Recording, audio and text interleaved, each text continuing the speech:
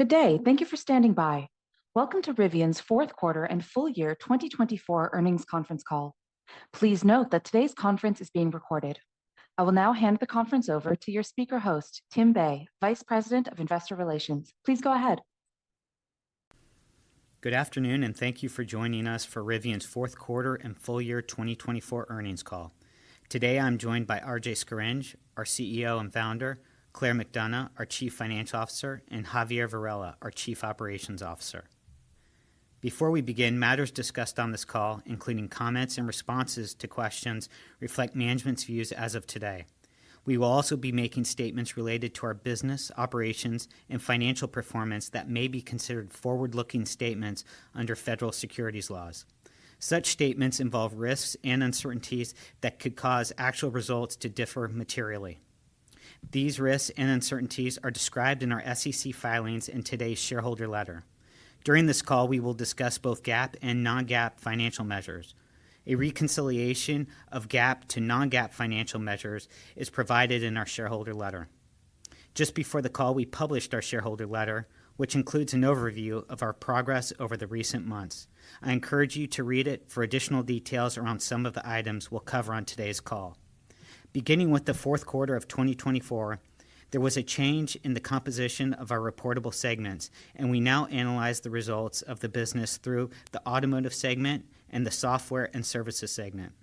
Our Q4 2024 results are presented on this basis. With that, I'll turn the call over to RJ, who will begin with a few opening remarks. Thanks for joining us, and thanks to the team for the tremendous effort in 2024. I'm pleased to be able to speak to our positive gross margin in Q4. This is a result of outstanding effort from the team, driving a focus on cost, driving a focus on continuing to build our demand generation capabilities, and of course, looking at opportunities to improve efficiency across the business. With that, we removed $31,000 in COGS per vehicle in Q4 of 24 relative to Q4 of 2023. This is a really important milestone for us as a company and something, Claire and myself have spoken to a lot over the course of the last year. And there's a number of drivers of this. Of course, the cost reduction I just spoke to is a major driver, but we also had an increase in revenue. And the increase in revenue on a per unit basis is the mix that we're producing, so we see translate to higher average selling prices. We've also seen increase in regulatory credit revenue, which Claire will speak to in a moment. And then, of course, the revenue associated with our joint venture with Volkswagen Group. Now, on the mix side, along with the Gen 2 launch, we introduced the Tri-Motor. And internally, we often say this is the Goldilocks of powertrain configurations. It's one motor in the front, two in the back. And it represents a really unique product market fit where it delivers outstanding performance, 0 to 60 in 2.9 seconds. It's dynamically incredible. It's not quite as extreme as our quad motor, but it does represent a meaningful step up relative to our dual motor, which is also very high performance. But the Tri really is connected with consumers, and we're seeing a higher take rate on our Tri-Motor than what we expected. With that, we are launching a special version of our Tri-Motor, which we just announced, which is our Dune Edition, and we're really excited about that. Linked to that, the product, creating a clear vision around the product and the types of products we launch is the brand that we're building. And, the first products we launched, the R1T, the R1S, their purpose was to really act as a handshake with the world to establish who we are as a brand. And what we see today is a brand that has customers that are really excited for what we're building. And there's a range of different third-party analyses that look at brand strength and customer happiness and customer satisfaction.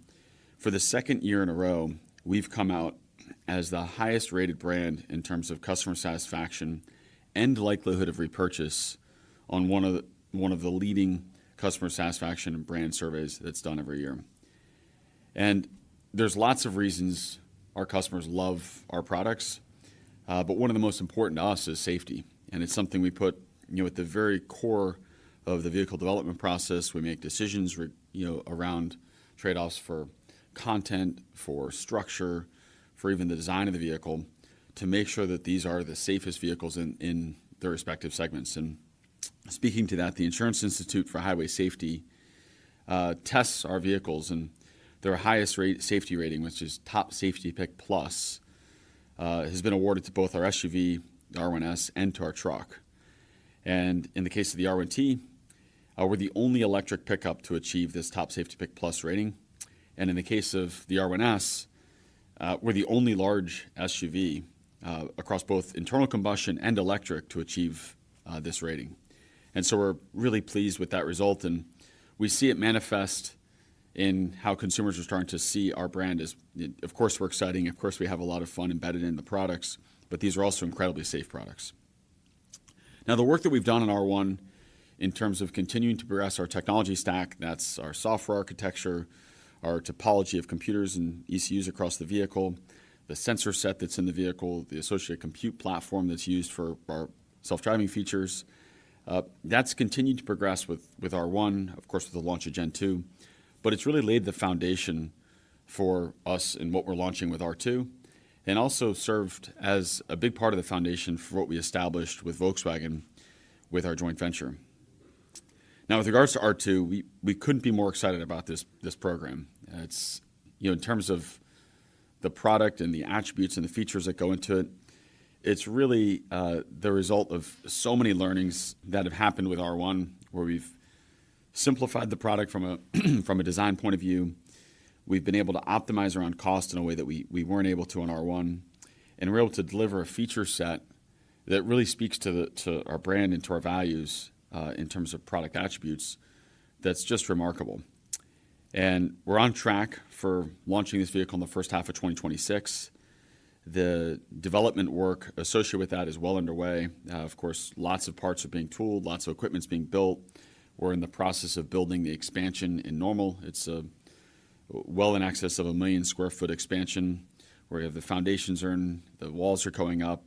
And over the course of the next several months, we're going to see the completion of that building expansion and the beginning of the installation of equipment, which will all lead into, through the end of the year, launching our manufacturing validation builds in that expanded portion of the facility.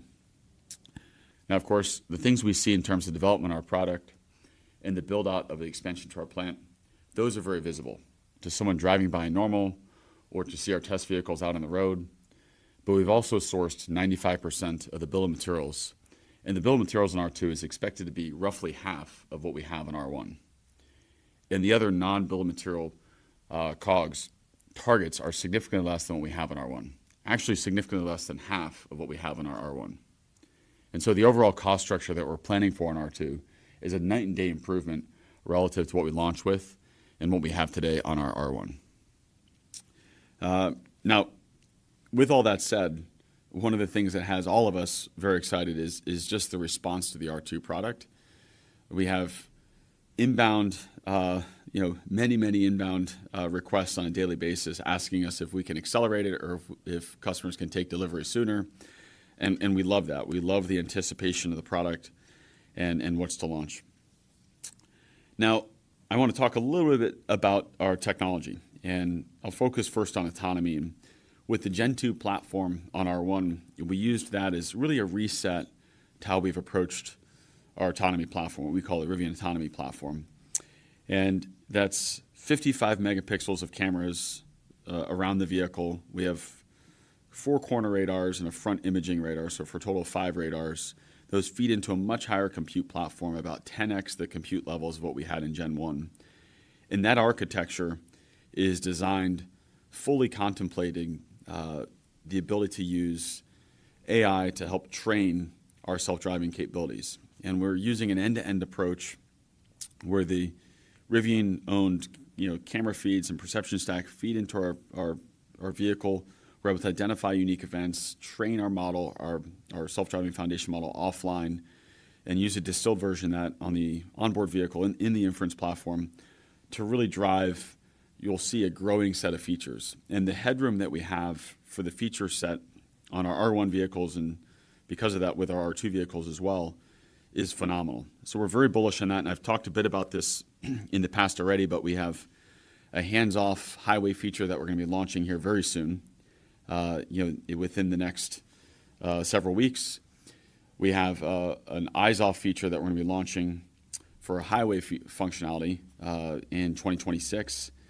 And the number of roads and types of conditions will allow our hands-off, eyes-off features to operate will continue to expand beyond that once we get that highway eyes-off feature launched.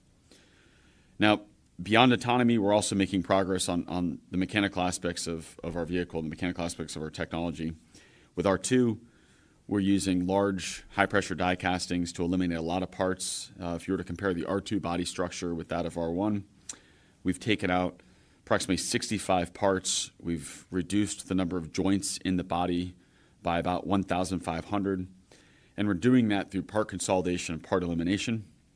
And that extends, that focus on part consolidation, part elimination, simplicity of assembly extends into every aspect of what you see in the R2 vehicle. So the way the electrical compute platforms go into the vehicle, the way those attach to the harness, the connectors on the harness, the attachment points for the harness to the body, the interior trim components going in, how they're loaded, how they're fastened, all of that's been optimized in a really meaningful way to achieve, as I talked about it before, this significant reduction in cost on our bill of materials, which I said again is about half of where we are on R1, and a significant, more than half reduction on our non-bill of material cost of goods sold. Now, of course, there's a lot of discussion right now around the overall regulatory environment that we're operating in, and I first want to say we're very aligned with the administration in the importance of creating U.S. jobs in driving technology innovation here in the United States, and in an area that we think is critically important for our country in the long term around looking at technology around electrification, software, electronics, these core areas that we're going to see be vital to the long-term health of our transportation industry are areas we've really focused on. And they've enabled us to create products that are both highly compelling, and they've enabled us to create parts of our business where we can leverage that technology, as evidenced by our joint venture with the Volkswagen Group. With that, we're also working towards our new Georgia facility, which will build both the R2 and the R3 product lines. And along with our facility in Normal, Illinois, will really form a core foundation for building the R1 product line, the R2, and the R3 products here in the United States.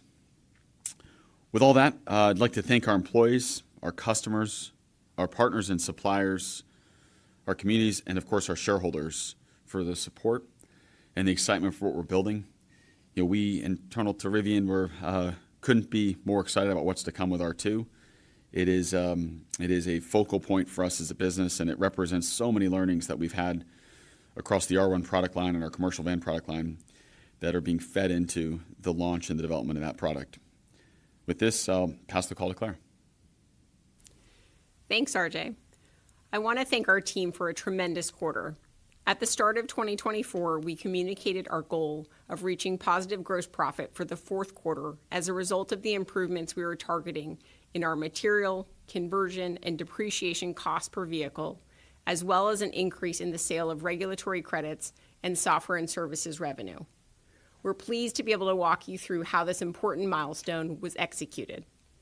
As RJ mentioned, on a year-over-year basis, we reduced our automotive cost of goods sold by $31,000 per vehicle delivered in the fourth quarter, while increasing our automotive revenue per unit, excluding regulatory credit revenue, to $86,000. This was the result of higher R1 average selling prices from the introduction of our tri-motor offering, which was partially offset by a higher mix of commercial van sales. We also earned revenue from the sale of nearly $300 million of regulatory credits in the fourth quarter. We are proud of the progress we made through engineering-driven design changes that made the second-generation R1 higher performance, lower cost, and easier to manufacture and service. We also delivered meaningful supplier commercial cost reductions, as well as raw material cost benefits, which we expect to continue into 2025. As Tim noted, we reported new segment disclosures to provide visibility into the core drivers of the automotive and software and services segments of our business. The automotive segment includes the sale of new consumer and commercial vehicles, as well as regulatory credits. We produced 12,727 vehicles and delivered 14,183 vehicles in the fourth quarter of 2024, which was the primary driver of the $1.5 billion of revenue in the automotive segment, which included the regulatory credit sales I just mentioned. Our segment-level automotive gross profit was $110 million, reflecting a 7% gross margin for the fourth quarter of 2024. We consolidated the financial results of the Rivian and Volkswagen Group joint venture into Rivian's financials. Vehicle electrical architecture and software development services paid for by the Volkswagen Group are now reflected in Rivian's revenue and cost of goods sold in the software and services segment, with Rivian's share of the development services reflected as R&D expenses, which is consistent with prior practice. Incremental to ongoing revenues generated by the joint venture, Rivian expects to recognize approximately $2 billion of consideration from the Volkswagen Group as revenue as the joint venture delivers against its development roadmap over the next 4 years. This includes the cash received from Volkswagen Group for licensing of the background intellectual property, as well as equity premiums and non-cash benefits. Beyond the vehicle electrical architecture and software development services I just walked through, the software and services segment includes remarketing, vehicle repair and maintenance services, charging, software subscriptions, and other services including financing and insurance. The $214 million of software and services revenue in the fourth quarter of 2024 was primarily driven by remarketing sales, vehicle electrical architecture and software development services, and repair and maintenance services. Our software and services segment level gross profit was $60 million, reflecting a gross margin of 28% for the fourth quarter of 2024. We've strategically focused on driving efficiency into every element of our cost structure. This work has enabled funding for our technology roadmap, as well as our investments in sales and service to enhance the customer experience and increase brand awareness. We made these investments while also reducing our total operating expenses by 15% in the fourth quarter of 2024 as compared to the same period in 2023. The combination of our positive gross profit milestone coupled with our operating expense management enabled an improvement of $729 million in adjusted EBITDA for the fourth quarter of 2024 as compared to the fourth quarter of 2023. Our adjusted EBITDA losses for the fourth quarter were $277 million, which is the best performance we've had since the start of production. Overall cash equivalents, and short-term investments increased to $7.7 billion as compared to $6.7 billion in the prior quarter. This includes $1.3 billion received in November in conjunction with the closing of our joint venture with the Volkswagen Group. We are also beginning to realize some of the working capital benefits we discussed on prior earnings calls. Inventory levels at year-end were $372 million lower as compared to the end of 2023. This was primarily driven by reducing our raw materials and finished goods inventory. We expect to generate cash from working capital in 2025 as we reduce our inventory levels by year-end. During 2024, we reinforced Rivian's long-term financial flexibility. We received $2.3 billion of the expected $5.8 billion of funding from the joint venture transaction with Volkswagen Group. We also announced the closing of an up to $6.6 billion Department of Energy loan, which together with the remaining proceeds from the Volkswagen Group is expected to fund an incremental $10.1 billion of potential capital on top of the $7.7 billion of capital we had on hand as of December 31st, 2024. This capital is expected to fund Rivian's operations through the ramp of R2 in Normal, as well as R2 and R3 in Georgia, enabling a path to positive free cash flow and meaningful scale. In considering our 2025 outlook, we acknowledge the fluid nature of the current policy, regulatory, and demand environment. There are external factors outside of our control that could impact this outlook, in particular changes to the regulations, or policies which may impact market dynamics, supply chains, incentives, and the market for regulatory credits.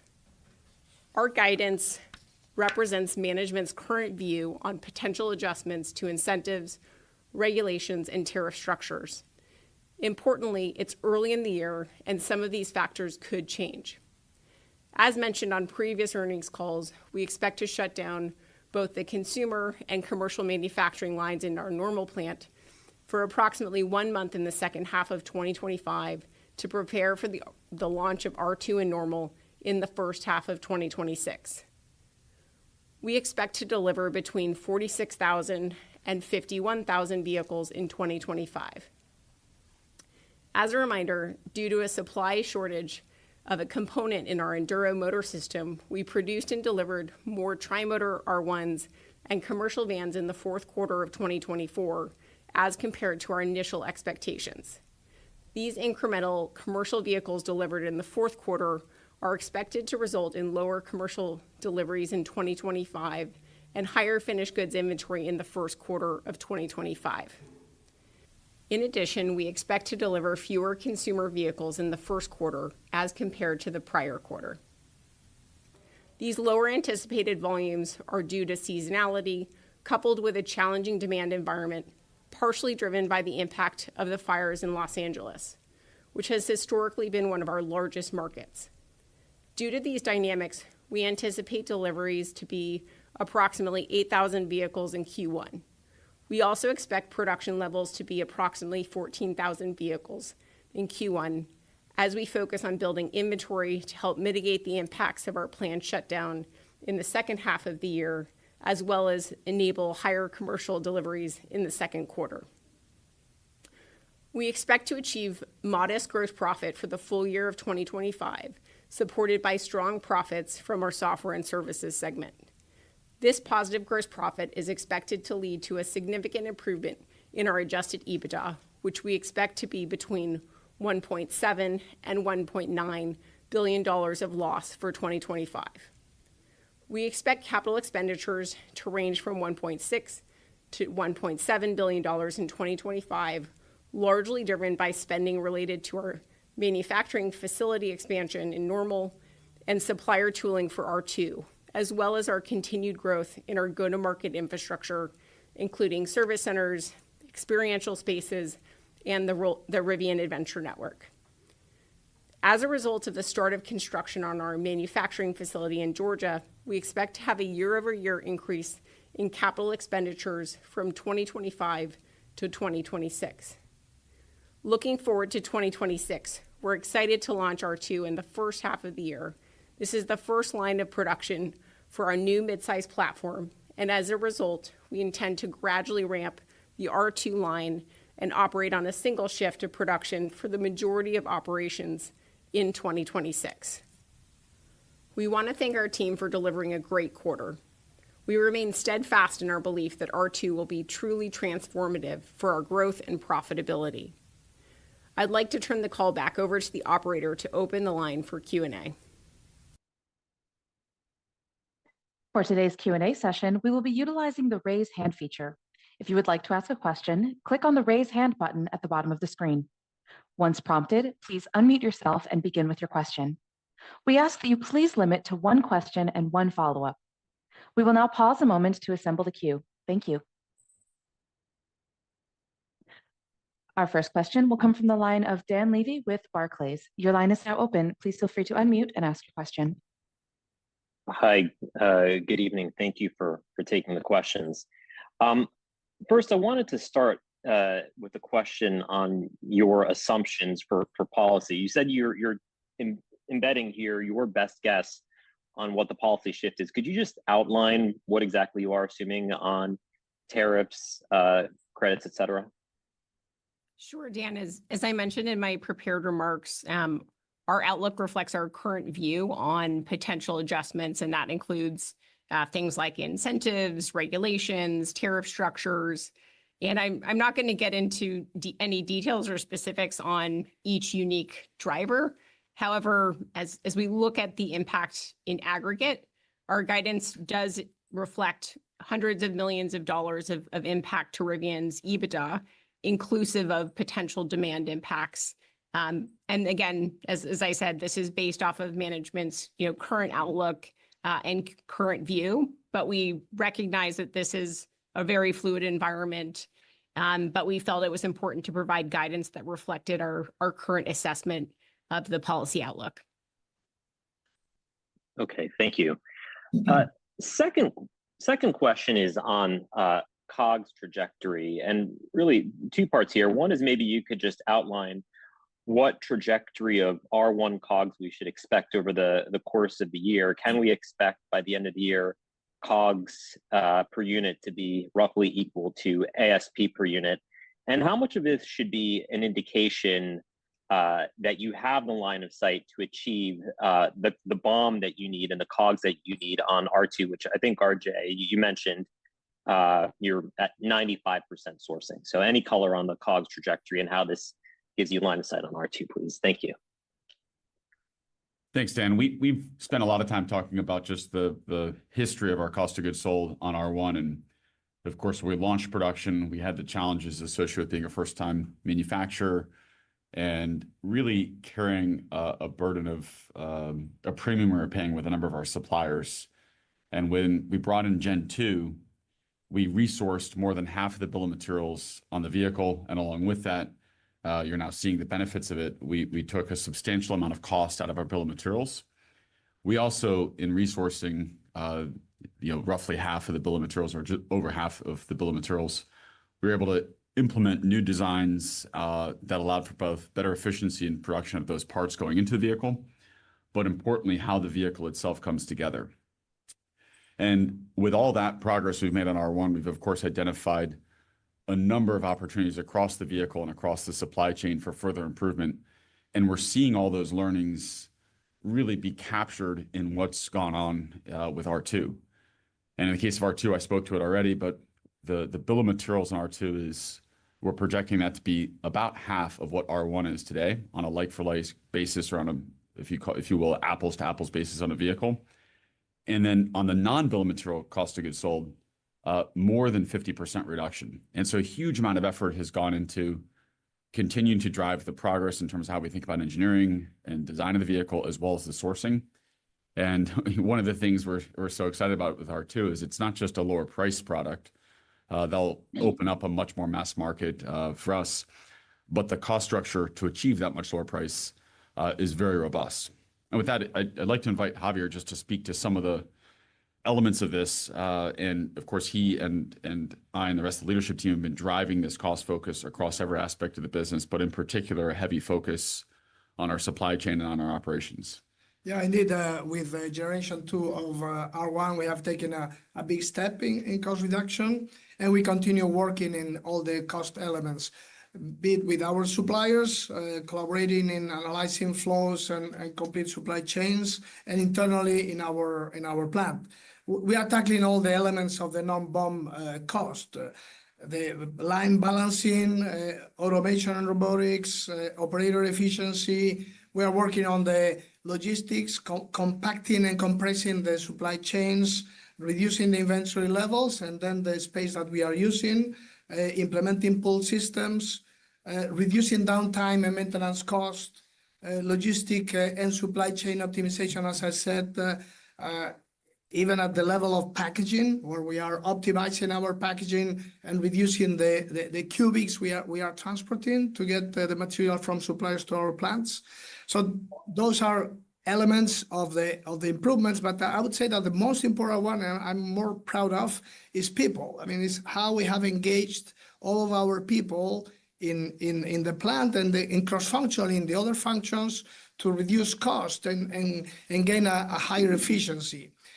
We have, I call it empowering the shop. It's just involving our team members, involving our frontline managers in finding opportunities. That people that are every day, every minute close to where the action happens, they have fantastic ideas, and it's been a real engine for finding additional savings and improvements in R1, and of course for R2. Our R2 will benefit on top of what RJ said of a simpler product, less components, a great design for manufacturing activities done in the very early stages, combining the different functions of the company. So great assemblability, let's say, but we can benefit as well of all our learnings in compacting and improving the processes that we are doing in R1. All those learnings will be absolutely implemented in our new line in normal, in body shop, in assembly, and all the new processes we are implementing there. Thank you. That's really helpful color. Our next question will come from the line of Adam Jonas with Morgan Stanley. Your line is open. Please go ahead. Hello, everybody. Hi. I wanted to ask about the Rivian autonomy platform, where you really have a pretty major change of strategy, moving to end-to-end, 10 times the compute, the enhanced sensor suite as well. So I'm just curious, in those moves, can you tell us how much you're spending on the compute and training? What are you doing in-house? How much are you doing with partners? And I'm curious how much of the forward R&D or OpEx and CapEx is allocated towards AI infrastructure and training as you use your proprietary data and press your leadership there. Yeah, thanks, Adam, for the question. This is such a critical focus for us as a business, and something we're really excited about as we look at the months and years ahead, just how much this space is evolving and changing. But to go to your question, I mean, we really have to wind the clock back about 3 years when we started the development on what launched into the Gen 2 platform. And the decision we took then was really built around the view that self-driving systems are going to be very much AI-centric, and there's going to be large data flywheels and platforms for training a foundation model. And in order to do that really well, and in fact, I'd say in order to do that at all, it's imperative that you have raw signals coming from the cameras and any other elements of the perception stack. In our case, it's cameras and 5 additional radars. And those raw feeds need to feed into a compute platform that has in-vehicle enough compute, and as you said, 10x what we had in Gen 1, enough compute at an inference level to be able to do the real-time decisioning to operate the vehicle. And then that data flywheel, of course, is feeding our offline model that we're continuing to train both through data and through simulations that we built from that data. And so there's cost elements associated with all of this. Of course, we made the decision to architect the camera platform and the compute platform in the vehicle. So we have an outstanding hardware team that's done all the design work and engineering work on that. And then there's a large amount of work to build the software platform that's running on that hardware platform. And those teams we've built out within the company. And I'm really proud of the work that we're doing. But as you noted, the really sort of less visible but really important element of this is that the platform has a lot of headroom, and it will continue to improve. And I think it's challenging in this space to look at a feature set on a single day and not take into account what the second derivative, if you will, of the curve is. Like, how fast is progress accelerating? And with the shift to an end-to-end approach and the shift to being able to train with these large data pipelines, it really changes fundamentally how we think about autonomy, and it changes fundamentally how we think about growth and features. So the first step of what I would consider to be meaningful, notable progress on our platform is the move to hands-free, which we're launching here shortly. As I said in comments earlier, we've got a hands-free, eyes-off feature for specific operating conditions that we'll be launching next year, and then we'll be growing the number of conditions for which that feature will be available. Of course, in the ultimate end state, which we can debate when that is, but ultimately in the end state, we think hands-free, eyes-off needs to be available essentially everywhere. And so as we track towards that, we're going to first select what we think are the most valuable and achievable elements of delivering that hands-free, eyes-off feature in 2026. And a lot of training horsepower is needed. And so the GPUs necessary to train, as you put it, these are expensive. And I do think there's often confusion, somewhat surprisingly, around the nature of how we access GPUs. So it's really a business level decision as to whether it's CapEx, whether you're buying the GPUs and building an AI training infrastructure, or whether you're renting them, or whether you're creating unique off-balance sheet ways to finance it and you effectively have that show up as R&D or OpEx. And we're in a position today where the world has recognized the need to build a lot more AI training capability. And there's a variety of really creative ways we can access a substantial amount of GPUs without having to deploy the CapEx ourselves. And those are the structures that we're working really hard to achieve. And without saying more detail around what those deal structures look like, I think you can probably imagine there's lots of ways, and we're seeing lots of companies demonstrate ways to access tens of thousands of GPUs to do this type of training. I appreciate that. I think people on this call will be listening very carefully to the NVIDIA GTC sessions as well. Just as a follow-up question on the software and services segment, that's really helpful that you break it out, and perhaps you can opportunities to follow up. But Claire, can you confirm whether, let's say, relative to the 300 million or so that you recognized in 2024, whether you have, at first, have you included any in your assumptions for 2025, or could you tell us, is it similar or higher or lower? And then the joint venture revenues from the electrical architecture, I know it follows a kind of a scale, a spooling up as you pass through time of the 2 billion. I didn't know if you could give us any details to how much was included in the fourth quarter and kind of how that scales up over the course of the year. Thanks. Within that segment. Appreciate it. One clarifying question, the question on the 300 million, that was regulatory credit related? Correct. Okay. Yes. Thank you.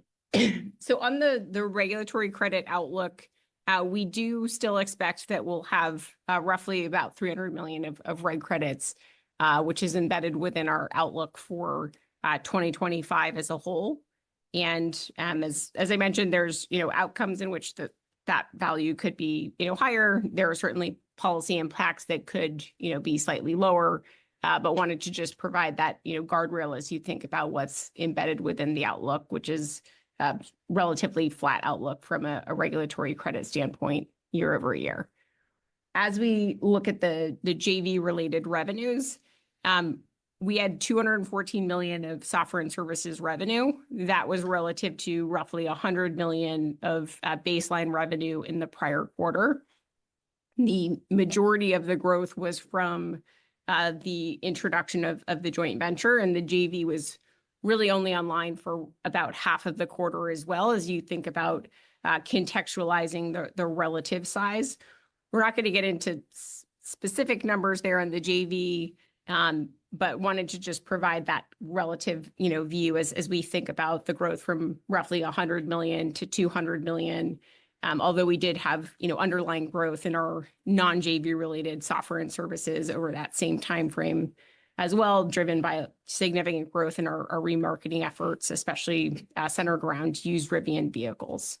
As we look at the broader outlook for 2025, I would directionally guide you to a place of north of about $1 billion of overall revenue from the software and services segment in aggregate, and the JV playing a significant role in that growth year over year.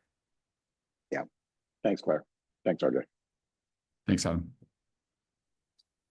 Our next question will come from Mark Delaney with Goldman Sachs. Your line is open. Please go ahead. Yes, good afternoon. Thanks for taking the questions. I'd follow up on the Rivian autonomy platform, and great to see the profits the company is now generating from software.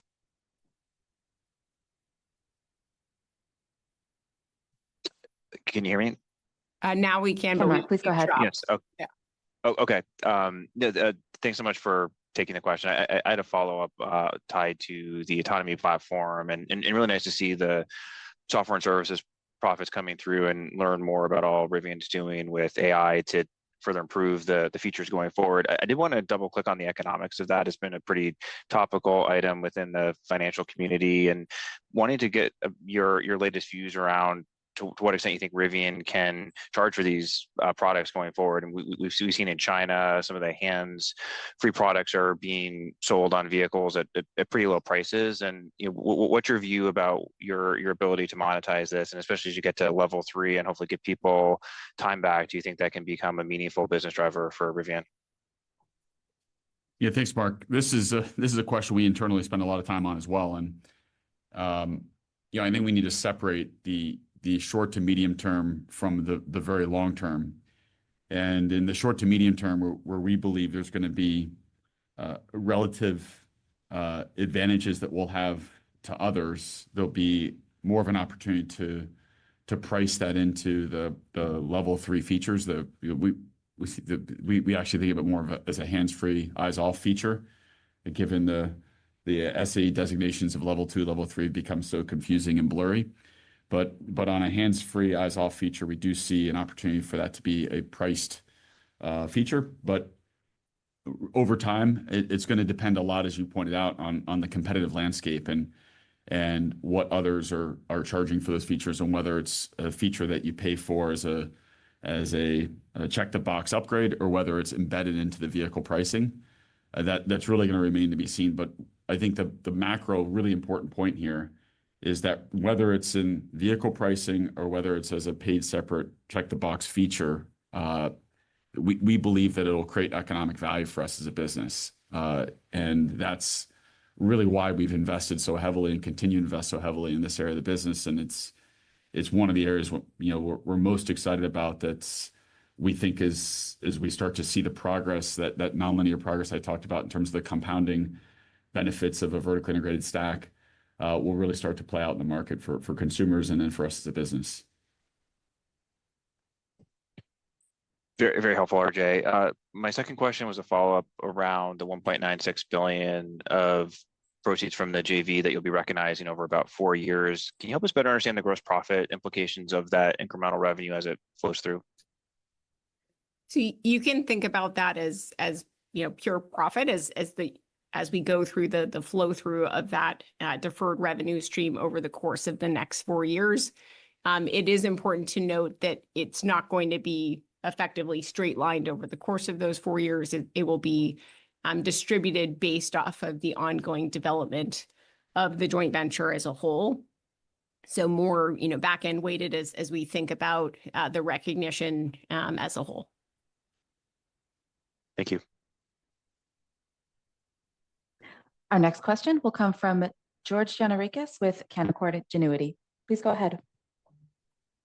Hi, everyone. Thank you for taking my questions. Maybe I'd like to understand a little bit more about the quarterly cadence you expect around deliveries in 2025. You mentioned the first quarter would be about 8,000.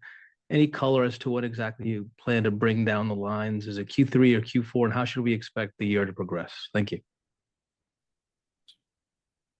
Thanks, George. Javier spoke to it a little bit earlier, but we're in the process of building a significant expansion to our plant that will house general assembly and the body shop for R2. And in fact, there's a picture of it in our Q4 shareholder letter that's maybe a few days old, but it's rapidly being built out. I'm really excited with the progress we're seeing there.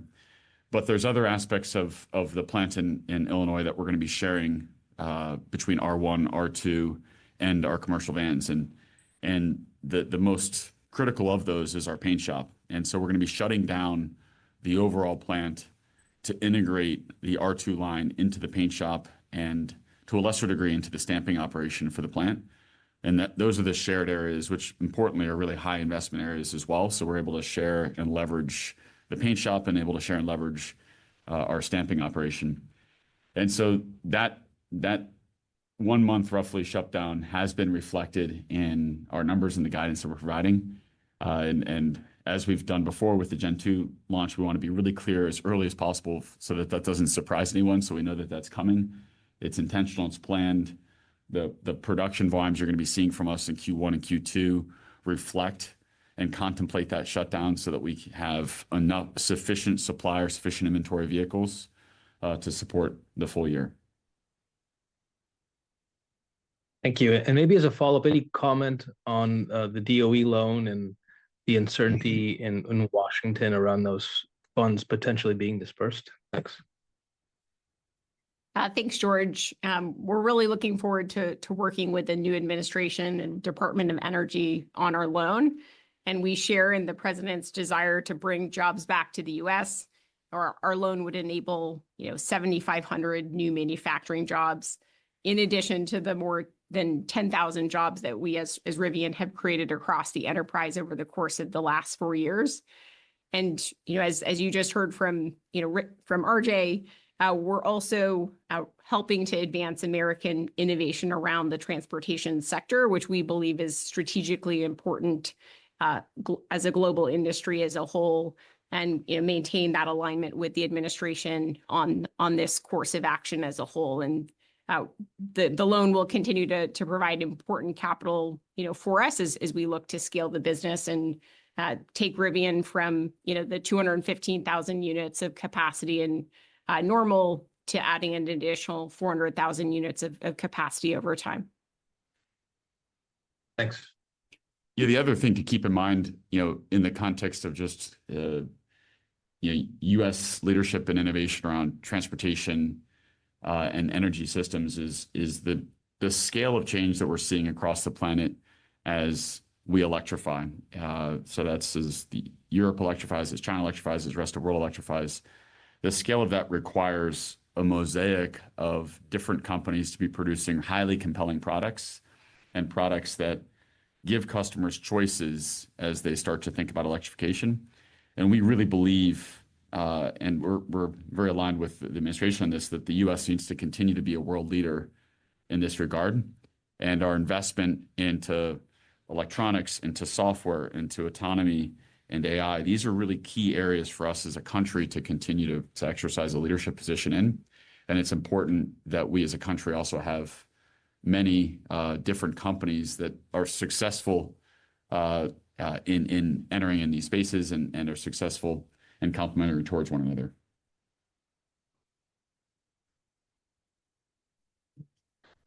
Our next question will come from John Murphy with Bank of America. Your line is open. Please go ahead. Good evening, guys. Claire, I just wanted to start with just one quick question on the gross profit year over year, and just want to make sure I understand it correctly, and if there are any other pieces in the building blocks. But starting from about 1.2 billion negative in 24, you got volumes flat to down on a year over year basis. So assuming there's not too much of an impact, maybe slightly negative there. It sounds like the software and services revenue is going up by about 800 million year over year, sort of 28% gross margin. That's a bump of 224. So that leaves, horseshoes and hand grenades about $1 billion. It sounds like it'll be gained from a lower BOM and sort of the cost savings there. Is that where the bulk of that other $1 billion is coming from, or are there some other factors that we should be considering? Sure. So as you think about the baseline for 2024, and that does include some level of joint venture in it, but we had about 484 million of software and services revenue in aggregate, or if you look at more of what was the prior run rate, about 100 million a quarter, give or take, as a whole. So that gives you a little bit of a framework to think through the overall outlook. As we think about the composition of the overall gross profit, we will see a significant benefit from the ongoing gross profit of the software and services business. As I mentioned previously, we expect this to be north of $1 billion, and consistent with what you saw from us with the 28% gross margin in Q4 for software and services. We anticipate being able to achieve, a gross profit margin in the 30% area for the software and services side of the business. And so you heard from RJ and Javier on all of the cost efficiency drivers that we're working through within our manufacturing facility, with our suppliers. We have ongoing commodity tailwinds that we'll realize over the course of the year.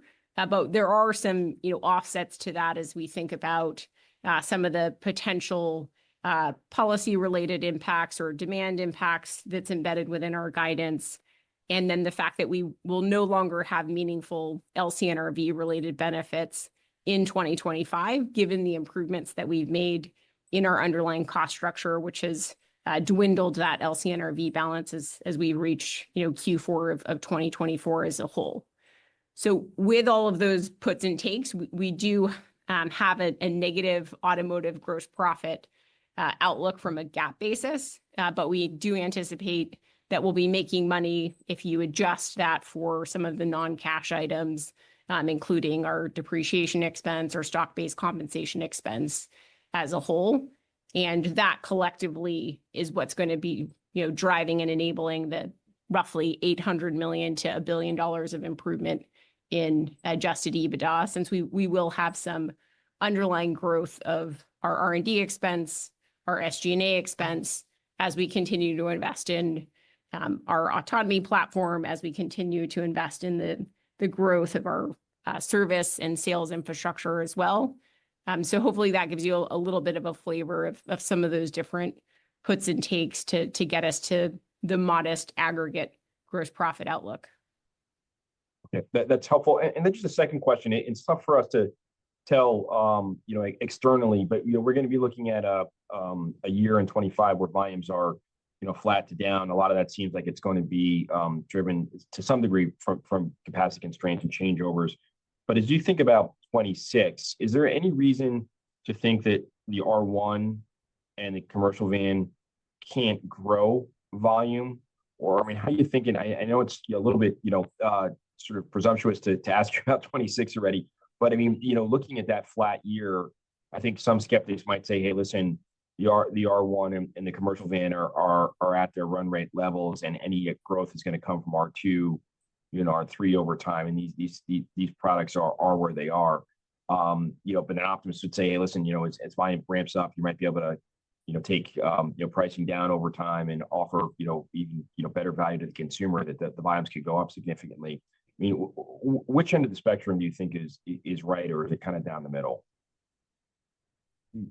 Thanks, John, for the question. When we made the decision to launch R2 and normal, a lot of the focus at the time was on the CapEx efficiency and the operating efficiency of one leadership team that's running one plant across 3 different products. As I spoke about earlier today, the sharing of the paint shop, sharing of stamping, and therefore the reduction in CapEx per unit launched with R2. One of the areas that we didn't spend enough time talking about, and it's good you asked this question here so we can really go deeper here, is that by having R1, R2, and our commercial van all in the same plant, and the way that we've designed the plant is there's flexibility between the different product lines. And important to note is that R1 is our flagship product. And when we think about more price-sensitive customers and the mass market customer, that's the purpose of R2, and then subsequent to R2, of course, R3. But R2 is going to really open up the market for us and bring in consumers today that may love the brand, may love our products, but just can't make this step to vehicles with ASPs that are over $90,000, and instead are going to be looking at something that's about half that, with a starting price of $45,000 with R2.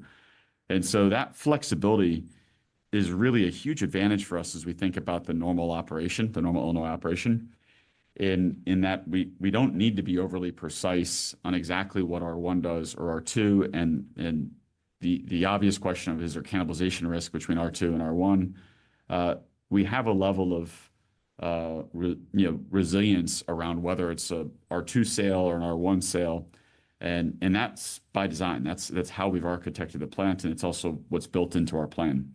And to just to restate some of the things that Claire and I both spoke about earlier, the cost structure on R2 represents such a significant improvement, even over the already improved R1, that we're very happy to have customers decide, instead of an R1 vehicle, I'm going to purchase an R2. The non-bill of materials COGS is well under half of what R1 is. And the bill of materials, as we've said a couple of times here, is with 95% of the vehicle sourced, we're projecting that to be about 50%, about half of what the R1 bill of materials is. Very helpful. Thank you very much.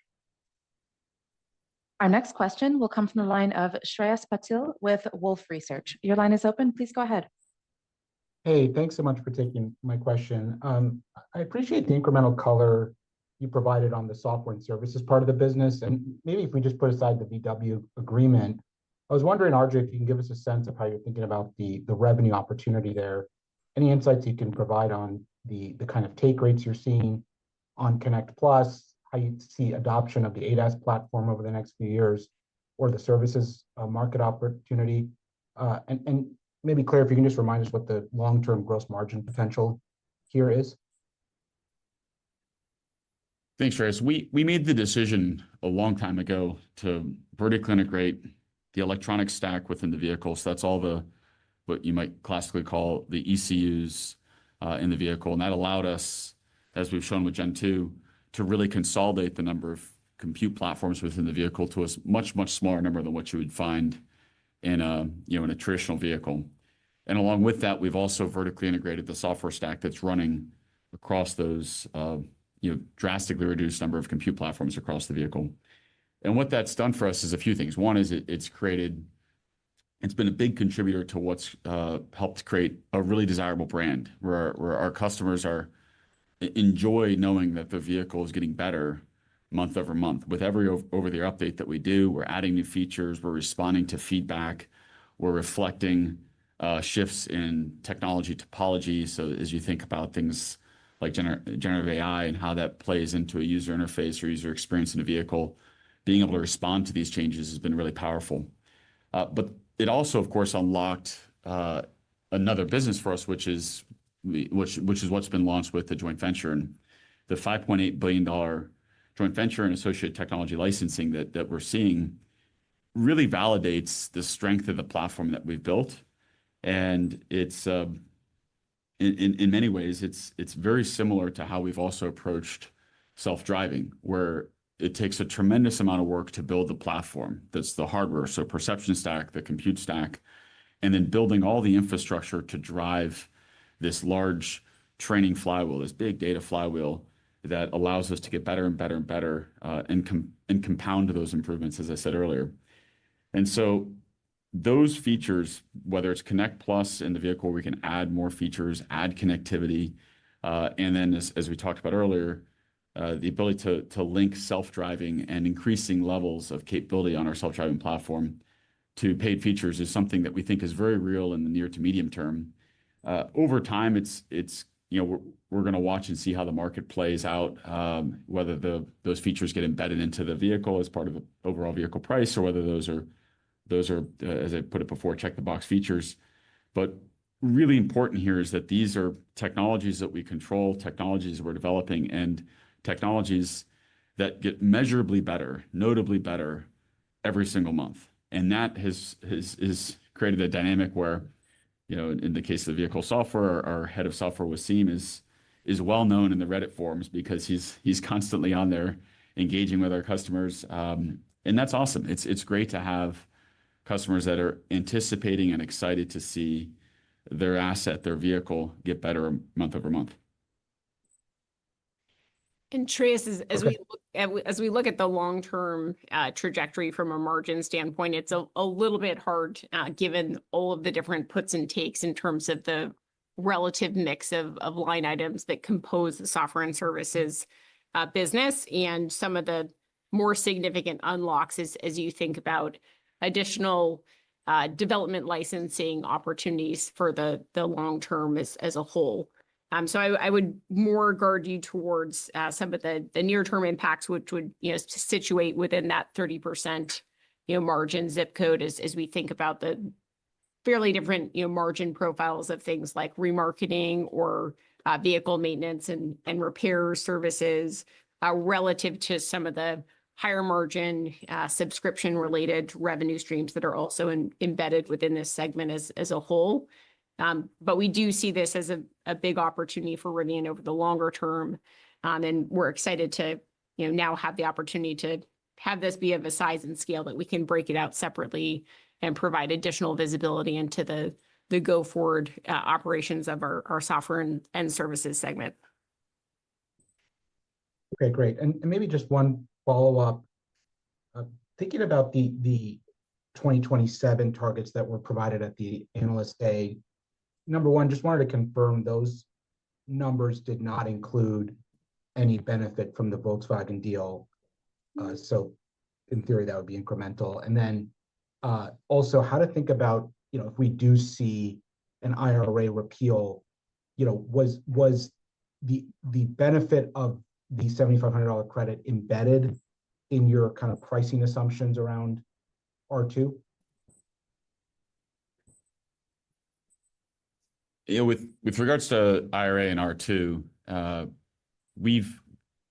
I'd say actually in general, the way we've designed the business, that's the R1 product line, the R2 product line, R3 product line, we've thought about those elements of the business and the ultimate underlying cost structure independent of IRA.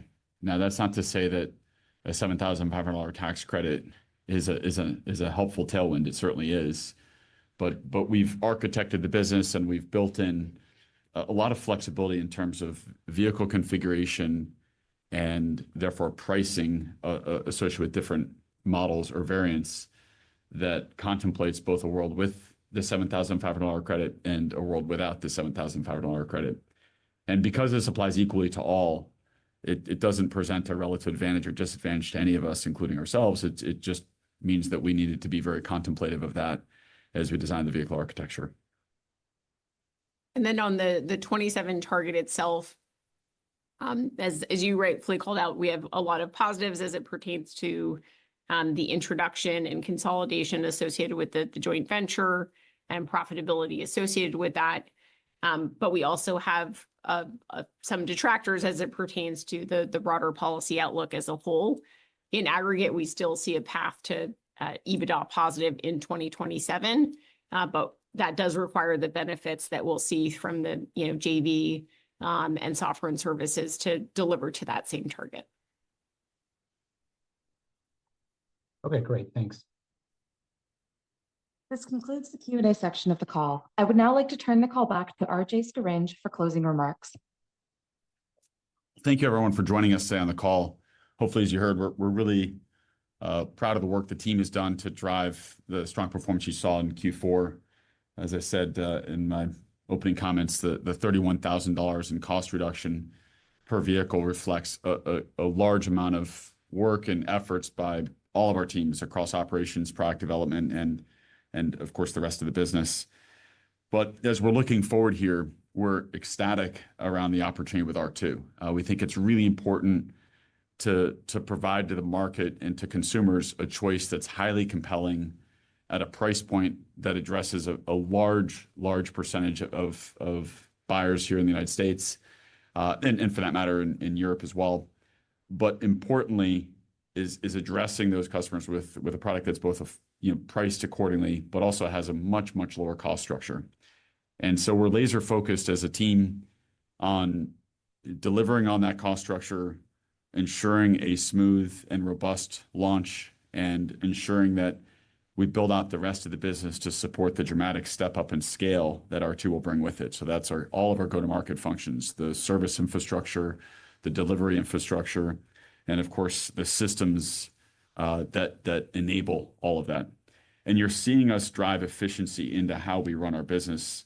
As Claire talked about before, even with all the growth that we've experienced over the course of the last year, we've been able to reduce our OpEx during that same time frame. And so it reflects adding scale while simultaneously driving efficiency into the business and removing costs from the business.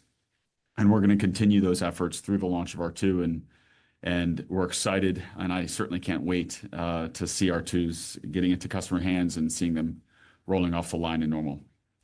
So thank you, everyone, for the call, and we'll look forward to the next one.